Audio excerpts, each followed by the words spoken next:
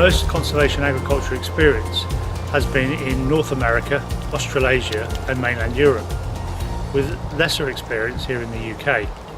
However, conservation agriculture is gaining importance and interest in the UK, and the purpose of this video is to share the experiences of UK farmers who have been practicing conservation agriculture, their successes, the challenges and some of the options for farmers in the UK to adopt conservation agriculture principles.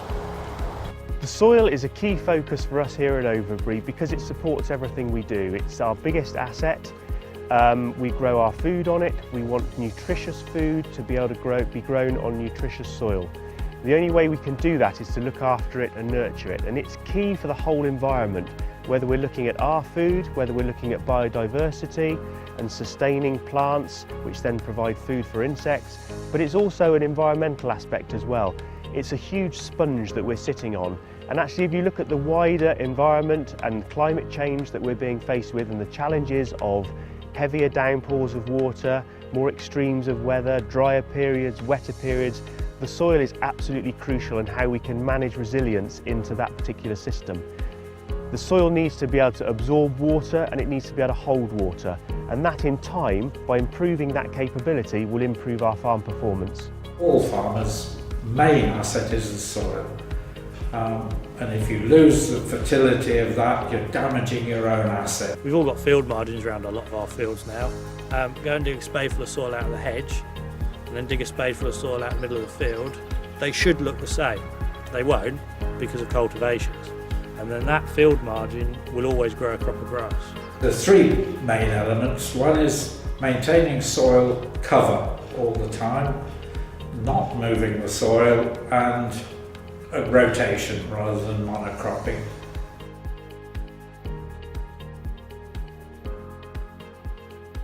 So if you can think about it like a zip going through the soil, it just opens it up and then shuts it back down again. So generally, especially in a thick cover crop or even into grass, it just looks like we flat rolled it. You know, we're moving very, very small amounts of soil, which is what we're all about, because we want to keep the soil where it is and keep the plants that are already there where they are, because we want to reuse those root channels and worm channels and things for the next crop to follow through.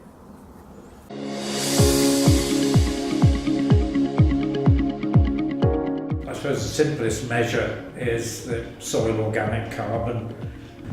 We've gone from 2.1, which was about the norm, to 4.25 to 6.25.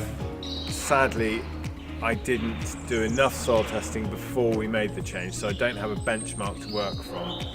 But our organic matters are going up. In some situations, they've gone up as much as 1.5 to 2% in some fields, and that's in just 3.5 years. The land drains a lot better now. We average 180 worms per cubic metre. 2 fields away on a neighbour who ploughs and cultivates classic agriculture, we found 3. It is absolutely staggering. We're on the Cotswolds. We've got about 6 inches of soil here, and then we're into stone.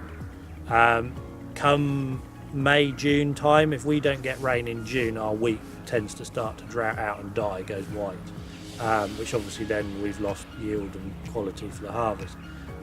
What we've started to find probably the last 5 or 6 years, our wheat doesn't do that, whereas our neighbours still does. We've got a lot more of water holding capacity in the soil.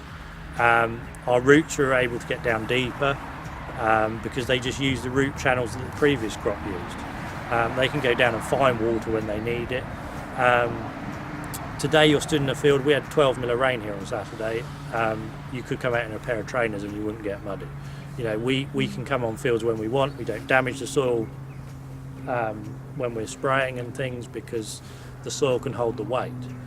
The whole ecology changes. We have bird populations here like we've never had before, ever increasing. In the autumn, when our neighbouring farms all turn brown, everything that can fly or walk comes onto ours.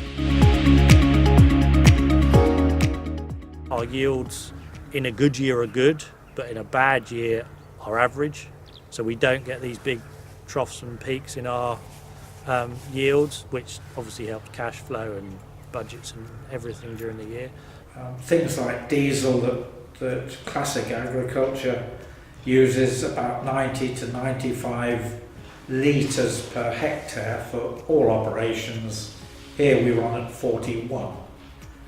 50% reduction. It's not just the cost of the diesel, which is enough anyway, but it's the tractor hours burning it, the machine wearing parts that we simply don't have anymore. And on all of our farms now, for the past 15 years, we've added no lime, no P, no K for 15 years, and our yields increase. Now that is absolutely staggering. That demonstrates how the soil has improved over the time. Our costs have come down, but in these early years, so have our yields. But I think it would be fair to say that actually profitability stayed almost exactly where it was. The way the soil is improving, I'm very confident that the yields are going to be back up very quickly to where we saw them before, and then the profitability will go up because our costs are significantly reduced.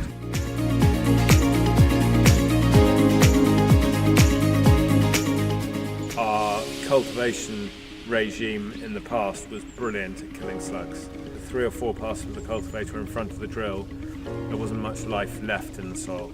We managed to kill just about everything, and that included obviously the slugs. Over time, we will build enough natural predators to be able to balance the population of slugs. But in all of these cycles, the pest comes first, and then the predators then have a food source that then they can come into. So with rotation, with rolling and having firmer soils, the impact is less, but it's something we really need to watch out for. One thing we struggle with as a contract farming business is I've got owners and land agents I have to convince, and it's putting numbers in front of owners to say, yeah, we're spending this money on a cover crop, and having to say what benefits that's going to give them back. It's not, you can't put numbers on a lot of it, so it is quite a hard one to argue sometimes. One of the challenges is getting all the staff on board with making a big change, whether it's a change to no-till or a change in any big change on the farm. It's getting all the staff on board.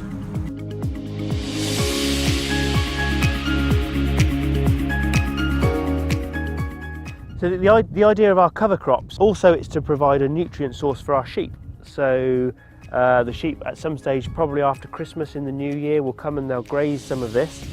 Not for very long, maybe to reduce the overall biomass by about 50%, so that we've still got a level of green matter on the surface to regrow in the spring. And the idea of that is that with them growing, they'll start to suck moisture out of the soil and transpire that away and actually dry the soil out ready for planting. Sheep will kill slugs, they'll step on them. They'll plant some seeds for us because they'll weed seeds because they'll step on them. They'll eat some weeds, they'll eat some cover crops, they'll chuck some muck back on the field for us without me having to go out with a machine. Yeah, and again, I think it's one of those things, it's like cover crops. There's probably lots of benefits, but you can't put numbers or... It's just, to me, it's just a big tick. It's yes. Traditionally, we've always grown some stubble turnips to overwinter them until at the beginning of January when they come in for carving. But now they go on the multi-species cover crops rather than growing specifically for them. It allows us to put them over a larger acreage so we don't get the poaching issues we used to get with grazing turnips tight. So if you're using lay farming to feed the livestock, that matches in beautifully with the job. So 2, 3, 4 year lay producing silage to feed the livestock, the manure goes back in, so your output then is beef and cereals.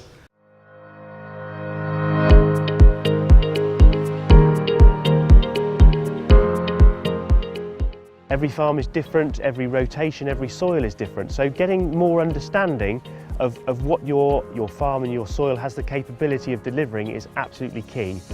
My Nuffield has given me a fantastic opportunity to experiment with the zero till, with cover cropping, widening our rotation to try and improve more legume content within that rotation, and then fundamentally try to graze as much of the farm as we can with livestock.